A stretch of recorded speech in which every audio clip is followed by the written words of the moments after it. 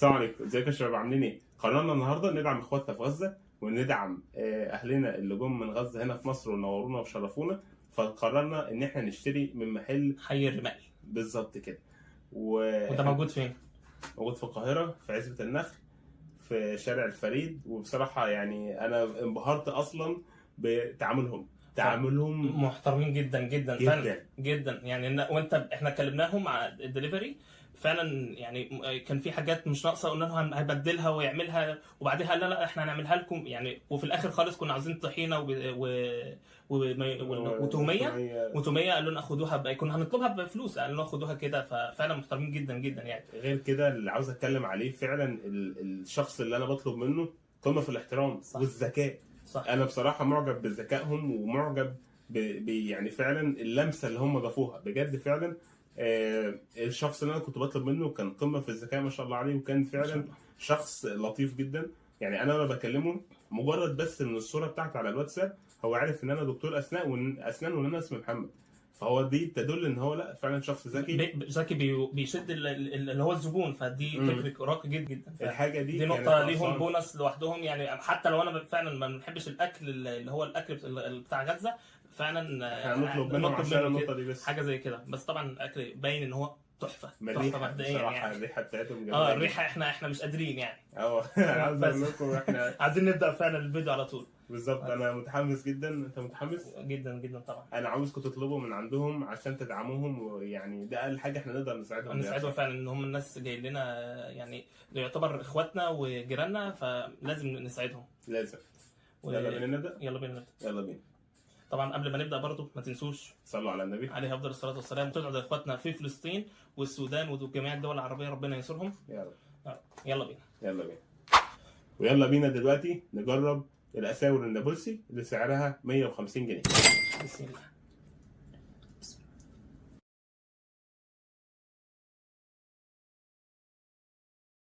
تحفه.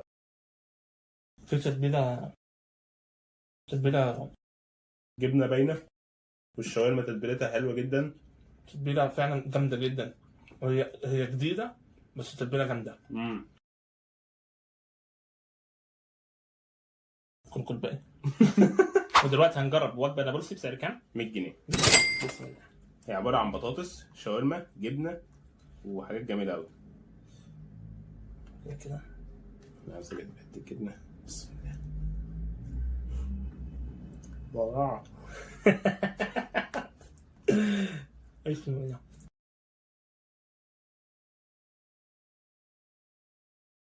نعم.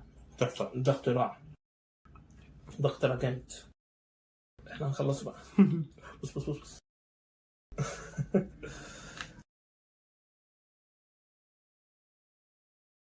بهاراتهم اول مره ادوقها يعتبر، او ممكن دقتها زمان بس تحفه بجد.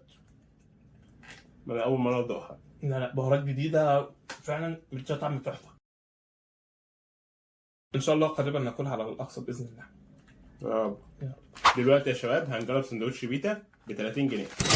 عجبني جدا الباكجينج اللي هو على شكل يعني هو الديزاين صراحه جميل جدا. الكوفيه الفلسطينيه.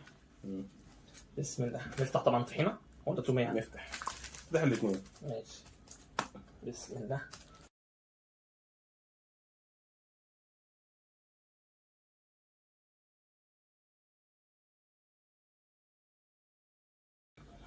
جامد. تحفه بجد والله. تحفه. السلام. رحت بعيد ليه؟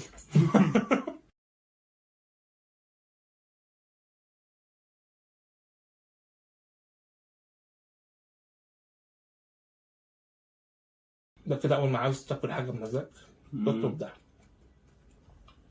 مع الطحينه بتاعتهم برضو كل حاجه تحس ان طعمها جديد وتحفه. طعمها تحفه مظبوط جدا.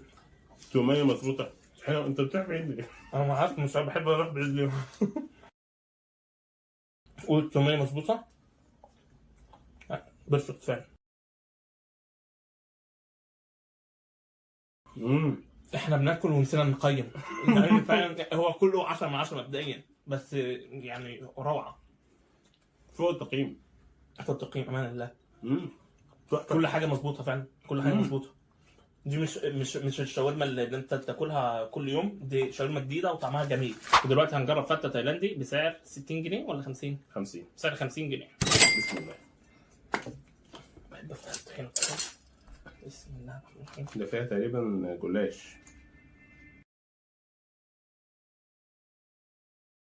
فته بقى.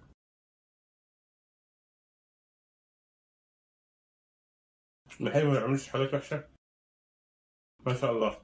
فته ايه ده؟ امم ايه ده؟ انا اولا الرز لوحده في نكهه جامده جدا. والشاورما في حته ثانيه.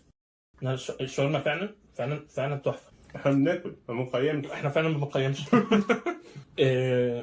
انا مش عارف اوصفها لان هي فعلا وصف بتاع، بس تحفه. هي فاهيتا يعتبر، بس طعمها جامد. لا طعمه مختلف عن الفاهيتا العاديه. دي هي نفس الشكل ولكن الطعم مختلف خالص. والنكهه والنكهات والقرمشه. فعلا. الطحينه لوحدها، تدوق الطحينه لوحدها جامده. بيعرفوا يعملوا طحينه جامده قوي. فيها حامضي وقلوي. قلوي. والله. ودلوقتي يا شباب احنا هنجرب وجبه صفيحه. ما شاء الله. سعرها رياكشنات انستجرام. انا مش لا احنا هناكل. هناكل مش هنقيم النهارده. لا بجد يا جدعان الاكل خارج التقييم. فعلا هو انت لازم تيجي تعيش التجربه بنفسك. روح فعلا جربها عندهم، لان فعلا كل حاجه مظبوطه عندهم وجديده. يعني انت مش هتخسر من التجربه لانها جديده فعلا. الحاجه فعلا انا ما دقتش زيها خالص. لا تحفه فعلا. انا مش ببالغ، بس فعلا الحاجات دي انا ما دقتش زيها قبل كده. حتى البطاطس يعني فيها نكهه جامده. ايه ده؟ هو التوابل دي الناس دول ايه؟ بيجيبوا التوابل دي منين؟ يلا بينا. يلا بينا. بسم الله. بسم الله. هنعيشها في التوميه كده. تحفه. محمد النهارده تحفه. يا هو. لا فعلا تحفه جامده. الجبنه قليله. في بقى اللي هي خيار مخلل مع شويه سلطات كده. سلطه، شايف واخد بالك السلطه اللي جوه فيها ذره وفيها طماطم وفيها بقدونس، اللي هو فعلا البقدونس مشهورين بيه اهل غزه، يعني اهل فلسطين كلهم. يا سلام تحفه. ودي وجبه غزه ب 100 جنيه. نجربها دلوقتي. بسم الله. دي فيها جبنه اكتر من الصفيحه. جامده. دي ما فيهاش المخلل وبتاع، باين فيها اللي هو تتبيله الفراخ على طول. بالنسبه لي دي احسن. تاني احلى. انا مش عارف، حاسس بالتتبيله هنا دي احسن اكتر بكتير. انا بحب التتبيله.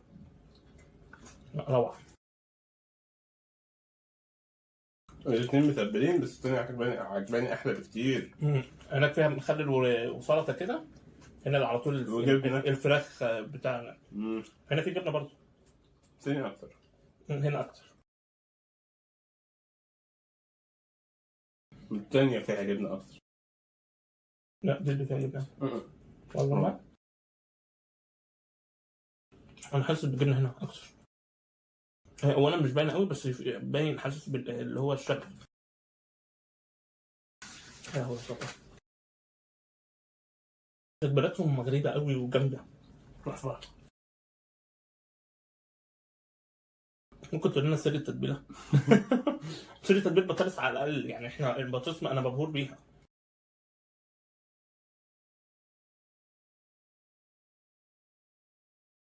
دي هتحطها على اي بطاطس، تقلب بطاطس مكان تاني.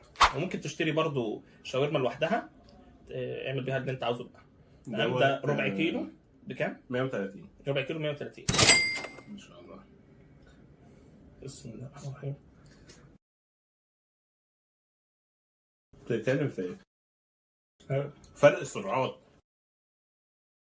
هو كان في فيديو اتفرجت عليه، هم مقطعين الشاورما صغير، تمام، مش صدور كبيره، ففعلا التتبيله داخله في كل حته. لا تحفه. انا خلاص كده احنا فول كومبليت. انا لسه لسه كون فول كومبليت روحانيا، لسه روحانيا في فول كومبليت روحانيا وفي روحانيا بس كرشيا لسه لسه كتير، لسه ممكن اكل تاني. لا بصراحه انت بتتكلم على ايه؟ ده الطحينه العاديه فيها طعم جديد، تتبيله تحفه. تتبيله هو ده مش ليمون صح؟ انا حاسس حاسه حمض ممكن حامضي. خل. مش عارف الخل، انا بحط خل بس ما بيبانش بالطعم ده، مش عارف. احنا لسه عاملين لهم خلطات كتير بقى. كل الناس اللي في فلسطين تعرفنا الخلطات دي في تحت الكومنتات. لا بجد يا جدعان، انا ما كنتش باكل قبل كده اكل بجد. انا كده احنا بنخبط في الحاله الحاجه. لا يعني ما عدا الحاجه بتعمل اكل برضه. لا يعني اكل البيت طبعا ما بيتقيمش. اكل البيت يعني يكون اي معاك. اكل بيجي بعد اكل البيت، صح. لان اكل البيت لا يعلى عليه، ان هو معمول بحب وحنيه. لا فعلا هو الاكل كل حاجه ليها نفس، وعلى فكره برضو الاكل ده معمول فيه نفس فيه، في نفس جميل فعلا. صح. لا فعلا احقاقا الحق اكل البيت لا يعلى عليه. بس احنا لو بنقارن يعني اكل معمول بره البيت، فهو الاكل دوت فعلا جميل تحفه. احلى اكل انا دقته في حياتي معمول بره البيت. صح فعلا. بصراحه روحوا فعلا، ما تفوتكمش الفرصه دي وروحوا جربوا منهم يعني. لازم. ولو عايزين تعرفوا طريق الوصول للمحل من عند مترو عزبة النخل، روحوا لاخر الفيديو هتعرفوا الطريق. بالظبط. وانا مبسوط بالتجربه دي جدا، وبصراحه انا فعلا حاسس ان انا قبل كده ما كنتش باكل وفاتني اكل كتير. لا انت لسه في مطاعم برضو. لا بس مش بالجوده دي. فعلا. انا دقت مطاعم كتيره جدا. احنا كده المطاعم اللي جايه بعديها مش هنعرف نعلي ازاي، بس يعني ربنا ييسر. لا بجد، لا يعني فعلا لو في مطعم هينافس مستحيل. صح فعلا. مستحيل ان هو ينافس جوده، ادب، ذكاء، اخلاق، احترام، واكل احلى من يعني. لا عمل المعادله صعبه. ودلوقتي احنا للاسف وصلنا لحد اخر الحلقه، ولازم نقيم الاكل يعني ترتيبات. انت احسن حاجه عجبتك يا محمد؟ انا احلى حاجه عجبتني الامانه اللي هي وجبه عربي، ولا دي كان اسمها اللي هي الصفيحه. انا اكتر حاجه عجبتني حاجتين بصراحه حطهم في المركز الاول، وجبه نابلسي ووجبه صفيحه. دول بالنسبه لي في المركز الاول. دولت فعلا التوب انا بالنسبه لي. بس الوجبه اللي اسمها ايه، اللي هي الوجبه النابلسي، وبالنسبه لي اللي بعديها اللي هي غزه، وجبه غزه. ده تحفه جدا، تحفه جدا. دولت التوب. وبعدها بتاع طبعا لولا اختلاف الاذواق لبار السرع، بس يعني هو كلهم تحف، بس هو الترتيب يعني بالنسبه للاذواق يعني. لا يعني انا بالنسبه لي يعني عارف اللي هو ولو عايز تاكل سندوتش على السريع ما تنساش بيتا. ده تحفه، حاجه كده على السريع. انت زعلان خد سندوتش بيتا هتلاقيك فرحت لوحدك. لا هو فعلا الاكل جميل جدا ولا يعلى عليه. ويعني انا مش عاوز اقفل الفيديو، انا عاوز اكمل. عايزين نكمل فعلا. يعني ما تنساش تشير الفيديو ده عشان اكتر عدد من الناس يقدروا يشوفوه ويقدروا يشتروا المحل، وتقدروا تدعموهم بانكم تشتروا منهم، وتقدروا تدعمونا بانكم تعملوا لايك وشير وسبسكرايب في القناه، وتشيروا الفيديو لاكتر عدد من الناس تقدروا تشيروا. ولو برضو في مطعم في فلسطين او غزه او سوريا او اي محل عاوزين نجربه، اكتبوا لنا في الكومنتات. نجرب ان شاء الله. اكتبوا لنا في الكومنتات ايه هو ونجرب باذن الله ان شاء الله. ما تنسوش اهم حاجه تعملوا لايك وشير وسبسكرايب في القناه وتشيروا الفيديو. لايك وشير وسبسكرايب ما يعني اعملوا مرتين يا جدع. ماشي. اعملوا 2 لايك. لا اعملوا 3 لايك، لان عملت لايك مرتين هيشيلوا لايك، فاعمل 3 اعملوا لايك وشير وسبسكرايب في القناه وشيروا الفيديو على قد ما تقدروا. اشوفكم في فيديو جديد. يلا سلام. هات الاكل ده وانا اكل انا. دلوقتي يا شباب لو انت جاي من محطه مترو عزبة النخل هتنزل تكمل طوالي تخرج لشارع الفريد، تمشي شارع الفريد طوالي لحد اخره، وبعد كده هتلاقي على يمينك محل حي الرمال. تمام، ده هتلاقيه على اخر شارع الفريد على اليمين. طب بالنسبه بقى لو انت جايب العربيه هتنزل من محطه مترو عزبة النخل تكمل طوالي لحد ما تلاقي تقاطع الكوبرين دول، تكسر شمال تكمل طوالي، هتلاقي على شمالك الناصيه بتاعت الشارع ديت، هتخش الشارع دوت هتلاقي على شمالك محل حي الرمال.